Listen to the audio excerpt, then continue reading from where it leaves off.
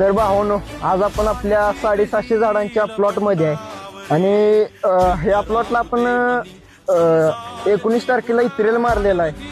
आणि मागच्या व्हिडिओमध्ये मी तुम्हाला सांगितलेलं की हा जो आपला प्लॉट आहे तो पूर्ण रेस्टमध्ये होता.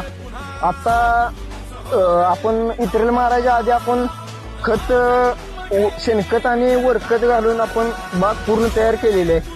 त्यासोबतच आपण आळी वगैरे करून घेतले, जेणेकरून आपली जी स्लरी आहे, स्लरी वाटताना आपल्याला काय म्हणजे बेडवरून खाली घसरून जाऊ नये यासाठी आपण आळी वगैरे केलेली आहेत. आणि पाणी पण आपलं म्हणजे बेडवरून पूर्ण खाली जात होतं, त्यामुळे आपण पूर्ण तयार करून घेतलेलं आहे. आता इथून पुढचं आता आपल्याला व्हिडिओ पडत जातील. तर आता पानगळ पूर्ण पानगळमध्ये हा प्लॉट आहे. तर पानगळ चालू आहे या प्लॉटची आपली आता सध्याला.